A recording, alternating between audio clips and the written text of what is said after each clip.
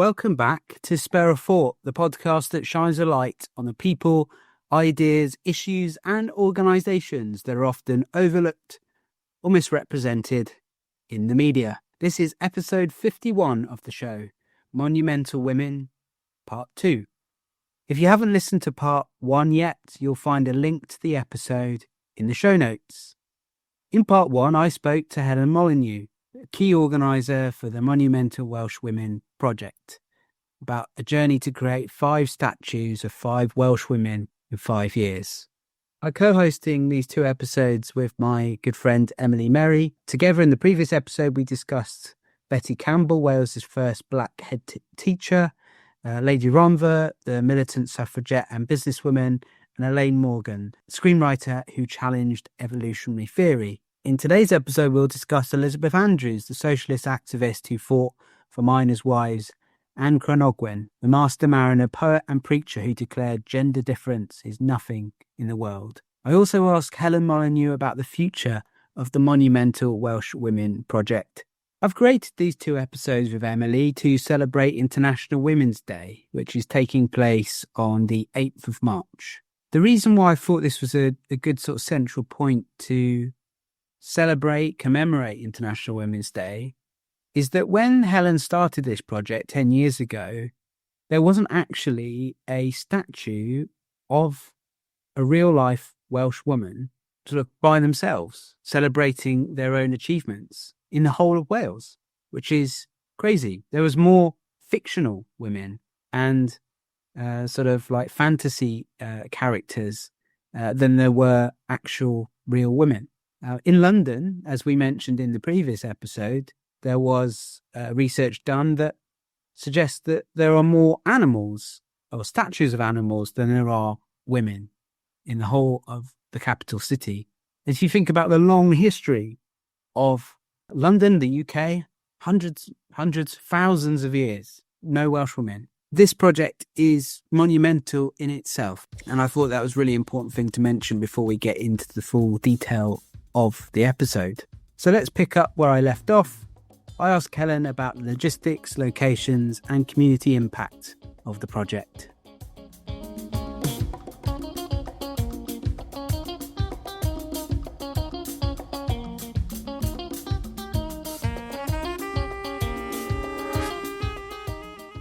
You already talked about the sort of planning that goes into the building, the creation of these statues, planning permission, getting council, getting the funds.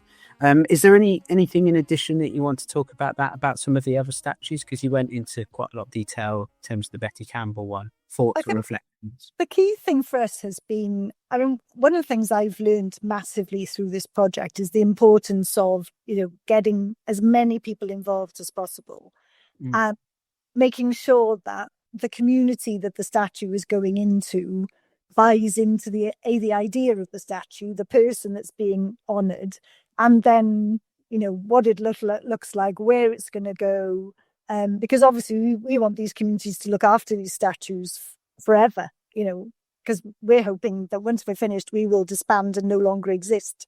A big thing for us has been making sure that in every community we've put a statue, we've had a group of people who have worked with us to help to create the statue. So Llangrannog is a fantastic example because there was a team down there of, a small group of local people who volunteered to get involved, helped us raise the funding, helped us with the design of the statue. And then because the site that was available to put the statue on was owned by the local community council, I think it was. And it's a little tiny garden, that was next door to the church. And it was in a pretty poor state, to be honest. So we, with their help, raised the money for the statue itself and commissioned the statue. But they then went on and raised the money and instructed a landscaper to redo the whole garden around the statue. And it is such a fantastic setting now. It's so much better than it would have been if we just come and put the statue in the middle of this garden, which wasn't very nice. And just that just getting as many people involved as possible, has really, well, it's been a part of the joy of doing it as well, because I've got to meet so many different people. And, so many people have had a hand in creating this project and the legacy that we will have left. I think if I added it up, there's probably over 100 women who've, had some part to play in the various groups. And, because we have the statue for Lady Rom, the group in Newport, who all worked hard to get that one done. It's been a real, a massive team effort. And I think that's been so important to make sure that everybody's, we've had support locally for each project. Part of these projects is having people in the community involved means that it's not just a sort of box ticking exercise. It's something that those people can be proud of and being proud of where they're from, because particularly in Wales, but it's also a UK wide problem. If we think about beyond the cities, in the towns around Wales, a lot of town centres are, a lot of shops are boarded up, or they're pound shops or vape shops or, gambling shops or whatever. Yeah. And it's the same where I grew up. I didn't grow up in Wales. I grew up in Dover, and it's the same there. It's like a copy and paste job. So when you put things in place, like a statue or a garden, like you gave the example there of the garden and the community being involved in it. Like, for example, I went up to Llandrygnog Wells, and I could see that there was a community group looking after a garden there. I don't know, it's just something about investing and taking care of the place where you live. And then from that builds history, rather than not to sort of labour the point, but someone who extracted money in the past and took their wealth with them, who then left a statue of them, always a man. To remind everybody what they did. Look how glorious I am. And Colston's a very good example in Bristol as to the tentacles of his impact and shadow over the whole city. That, schools and roads and various other things had to be renamed. And they had a whole cadre of people preserving that legacy, which in retrospect, why would you ever build a statue of that person? Just as a final point, in 2024, I went over to America for the elections because I'm a big politics geek, and I went to the day after the election result, which I had mixed feelings about. I went to Capitol Hill. Yeah. And I did a tour of Capitol Hill, and the last time I'd been, I hadn't been able to go because there were still restrictions after January 6th. Right. And the attempted coup. And so I was really relieved I was able to go. The interesting thing is that every state gets given the chance to have 2 statues in Congress. And the first statues of each state is in the main sort of foyer area. And they could be anyone. And the state legislature will pick. There was one statue that people gathered around taking photos. And I sort of went up to it, and the guy had a guitar. And it was for Arkansas. It was Johnny Cash. Oh, right. And I just thought, well, that's really cool to have that statue. But then they went to one of the southern states, and they said, we currently have this person missing and they're being replaced. And it was General Lee, who was the Confederate general. Yeah. And he was being replaced by a civil rights activist. Yeah. It was interesting that retrospectively they sort of had this opportunity to refresh the history. Yeah. Which says a lot, I think, about how far we've progressed. Yeah. Did you see the statue of Martha Cannon, I think her name is? She was originally from Rhyl in Wales. And really? Moved out to the States and became one of the first female governors of Atlanta, I think it might have been. I should have checked my history better before I said it. But yeah, she's one of the statues, I think. She might be on the second in the second group or something. But because I don't think there are many women, are there? There's not, no. But I was surprised, although there weren't many women, I was surprised of the diversity of the statues. Yeah. I.e., like First Peoples sort of tribes leaders were there, and there was an astronaut, and so it was quite varied. Yeah. You know, yeah. I wasn't expecting, but I think that's because I had low expectations of No. because I'm used to, like, I've been to the Houses of Parliament multiple times. There's obviously not many women there either. No. It's either MPs or statues, and you've still got very problematic people like Cromwell having a big statue inside. And yes, he was a great parliamentarian, but also very problematic as a person. So actually, I quite like seeing. I quite like seeing how, like the Betty Campbell one. It feels both old and new at the same time. Yeah. Sort of the perfect combination. Yeah, it's a good balance, isn't it? Yeah. Yeah. So sort of looking back and forward. And here's my co-host, Emily Merry, who's going to then introduce us to the next monumental Welsh woman, Elizabeth Andrews. Her work was so deeply rooted in the mining communities of the valleys, particularly her fight for pithead baths and better health for women. Her statue is the final piece of the original 5-statue mission still to be completed. She was one of the most influential Welsh female political activists of the early 20th century, an internationalist, a suffragist, and a socialist. Born in 1882, she is one of 11 children in a poor mining family in Hyrwyn in the Cynnon Valley. Elizabeth dreamed of being a teacher, but was forced to leave school at 13 to help her parents make ends meet, and she became a Welsh-speaking dressmaker instead. Moving to the Rhondda at age 26 proved the catalyst for her political awakening. She saw the social problems suffered by her community and decided to do something about it. As the first Labour Party's women's organiser for Wales, she set up women's sections across the country, describing them as working women's universities. Her motto was simple: educate, agitate, organise. One of her earliest tasks was translating leaflets from English to Welsh to urge women to use their newly won vote. She also became one of Britain's first female magistrates. She put the needs of women and children at the heart of her campaigns.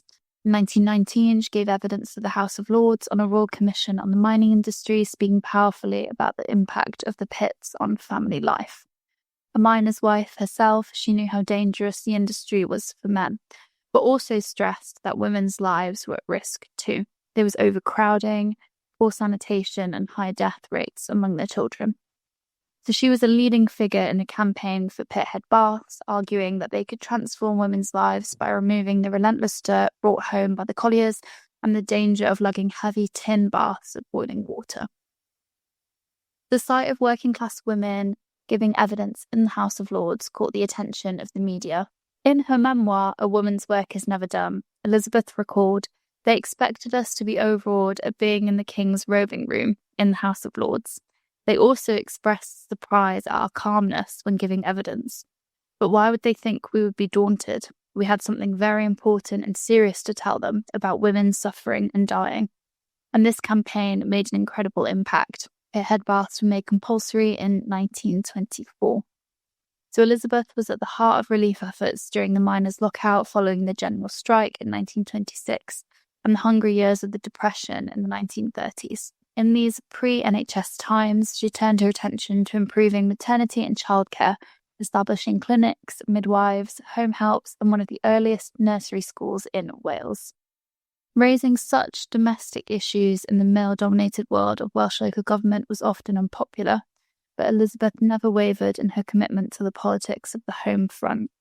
To the generations of women she helped and inspired, she was simply known as our Elizabeth.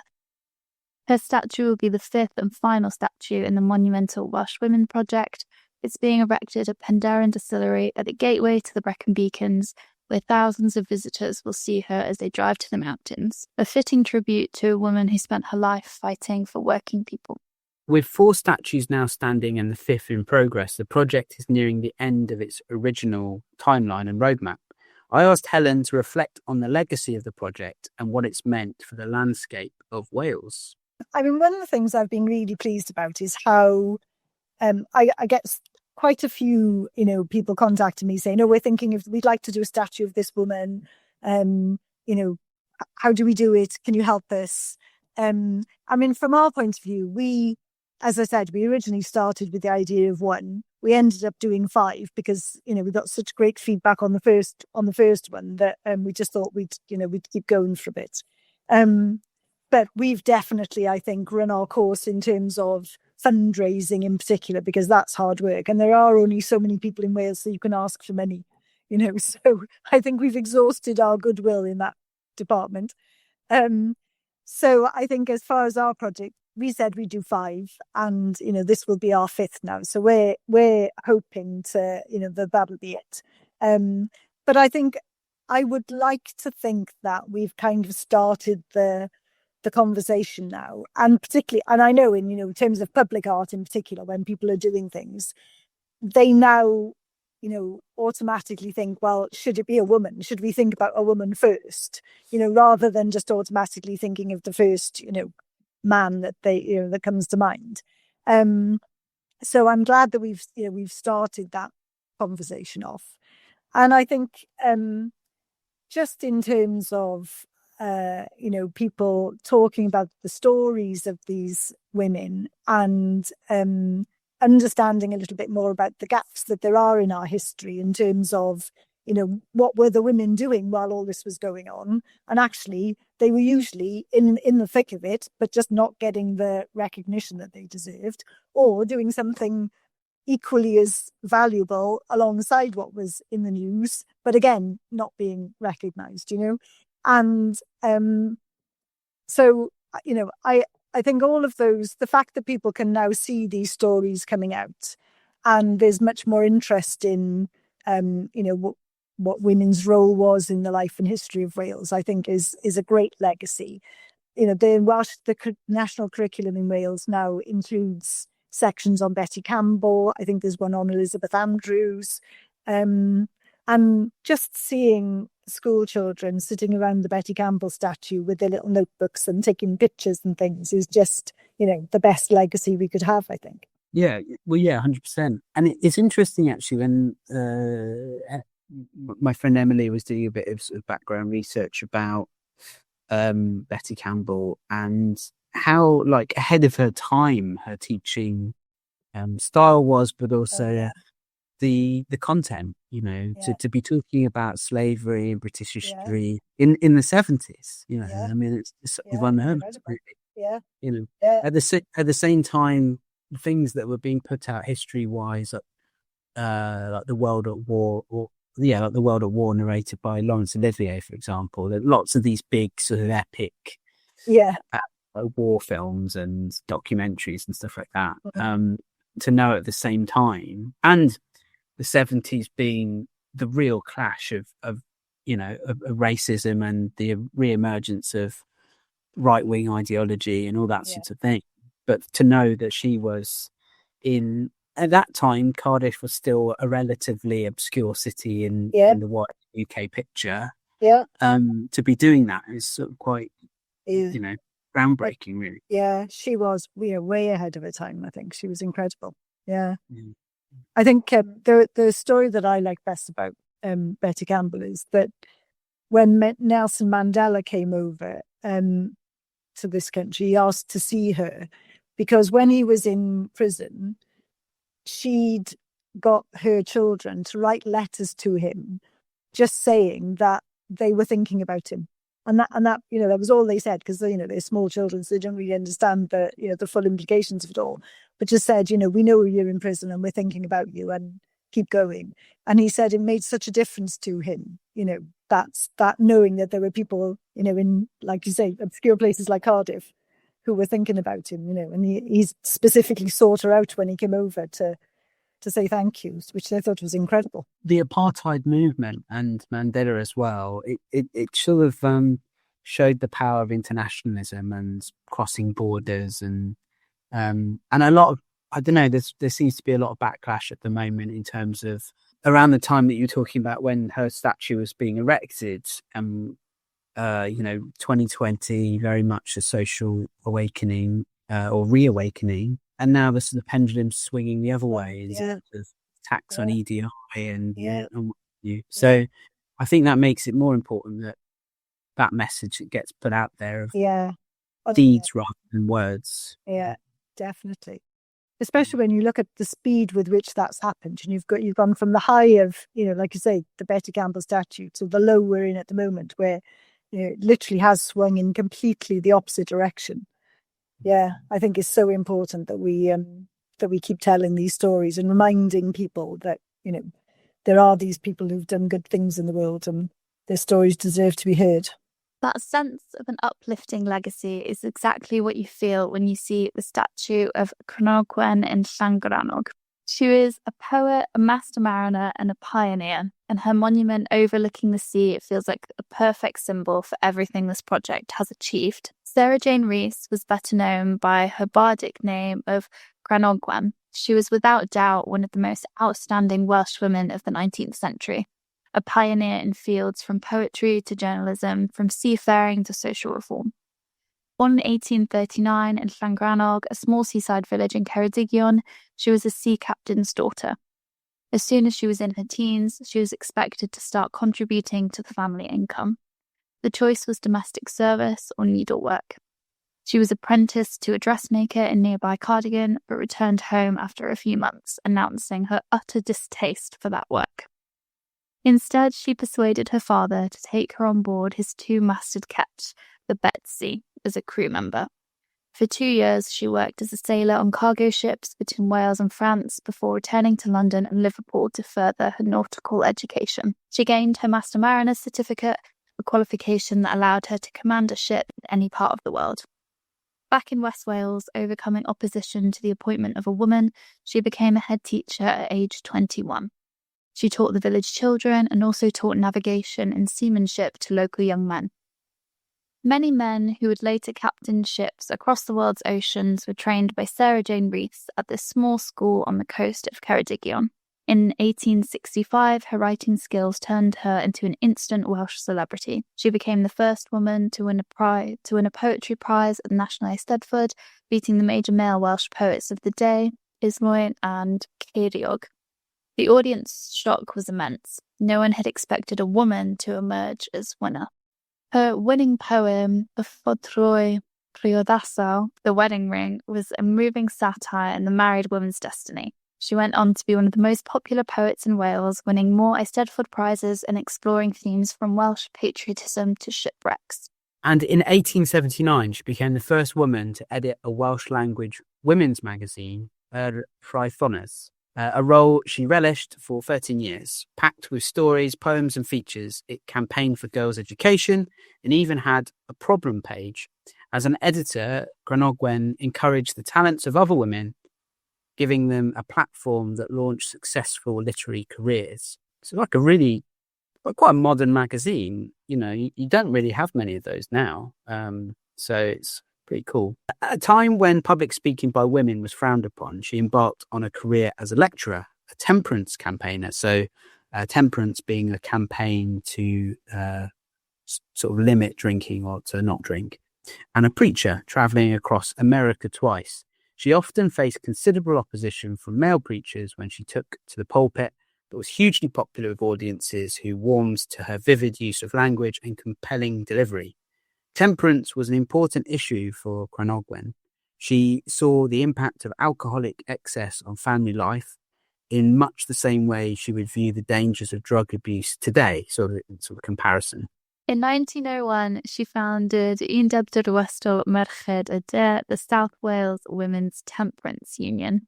By the time of her death in 1916, there were 140 branches throughout South Wales. Her most progressive ideas was a refuge for young women. While she didn't live to see this dream realised, the shelter Llety Cranogwen was opened in her memory in Tonopandi in 1922. Cranogwen had two long-term partners, Frances Rhys, who sadly died from tuberculosis in 1874 at the age of just 21, and later Jane Thomas. After the death of her parents, Cranogwen sold her house and moved in with Jane, who lived nearby. They remained partners until Cranogwen's death in 1916.